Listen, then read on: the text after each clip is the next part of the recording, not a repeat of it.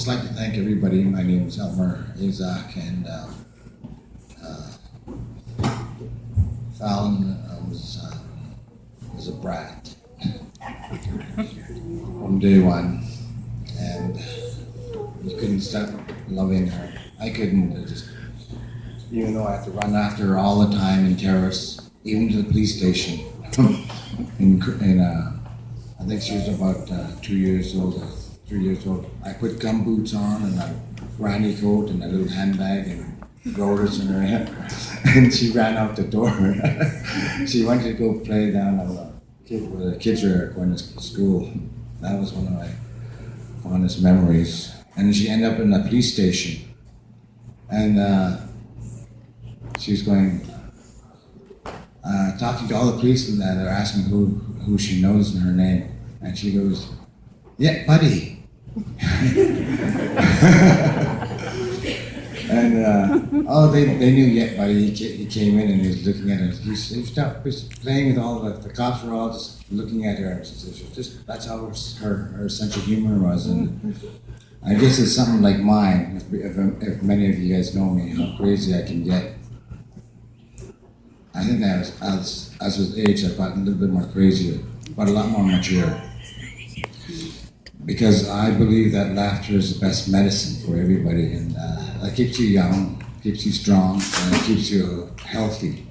Because if you don't cry, you're gonna get sick. And I don't know if my girls know that I've been praying for them too as well. I don't judge anybody because I live downtown on the east side, and I am part of the community, and that community is a loving community, and there's a lot of people out there that are willing to help you if you want to help yourself. So I go by, even though I was homeless too. I guess you would call homeless for one day, waiting for my hotel to open up for me because it was raining. But I woke up in Crabtree, and I ended up getting all soaking wet because I didn't know that park had the water hoses, in the grass.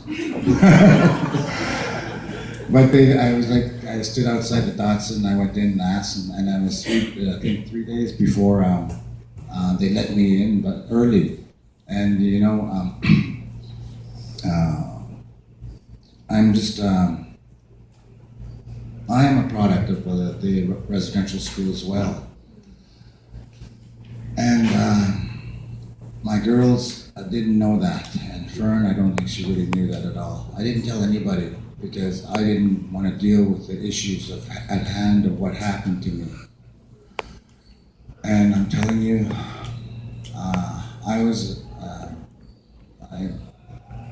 everything was stripped from me. And I love my family. I couldn't make it here. But you know what? They are here in my heart, even though they're way up north. All my aunties love me, and I love them all. And they know I'm down here, and they're just waiting for me to go home. But you know what? I'm glad Falon's home now. I feel it in my heart too. And I was praying that she would find her way to herself. And one of the things I liked what Falon said when she came to my place, and I went to work, and her and Russell were in my place, and they gave me a lot of stuff, and they were just really expensive stuff. I just looked at them. I didn't ask them any questions. They asked if they could stay there. I said, sure. I come in, and I didn't know they had a big party in my place. And then when I got there, there was nobody there, but all the clothes were all over the place, And they were using, and I didn't have to put up with that. And that's called tough love for your kids. And I love my kids with all my heart. And I believe everybody does, no matter what, you can't push away your kids. And I know my kids thought I didn't care. And that was the hardest part. And it's the hardest part about being a parent, is when you know that you have to pray for them too. You know, after how I found out, and I go right to the source because I lost two of my brothers, of one of full-blown AIDS and one of a heroin overdose 5 minutes from the hospital in Schubert. And I never felt so alone. And I froze. I was going to Sprout Shaw. One thing I never stopped doing is going back to school. I was so angry at my brothers for leaving me all alone. But you know what? I found another family down here. People on the streets, people in the alleys, people in the bars, in the hotels, the people that nobody wants to go to and don't visit them, that are First Nations down here, that have been a part of the residential school. And what they are going through is so traumatic that, we can't push them away from us and drive by in our vehicles or, on a bus and point fingers, because you know how many fingers are pointing back at you. And the power of love is within me, because I don't let anybody put me down. They could call me anything they want, but you know what? I will look at them and smile.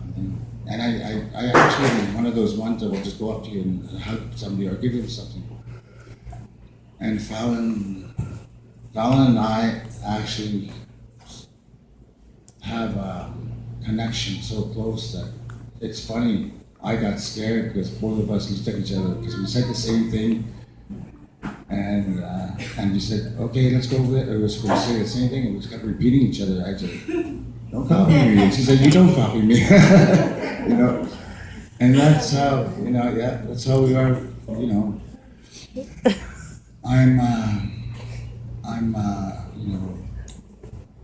I know how beautiful of a woman she turned out to be, because I seen her. No matter how low a person thinks they are, they're not, because they have the spirit of the Creator. In my language, I call them Kamla.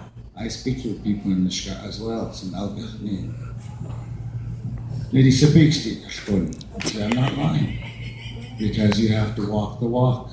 And those people that are in the powers, so-called government, have to realize that they have to get out of their office and come downtown and help the community that needs you. And our people are walking the streets homeless. And the strength of our community starts from the people right at the grassroots level. It's working its way up. Through the hearts of the homeless comes love. Because you know what? I've watched it happen. The homeless people will give you a sandwich, give their food, give their socks off, even though they may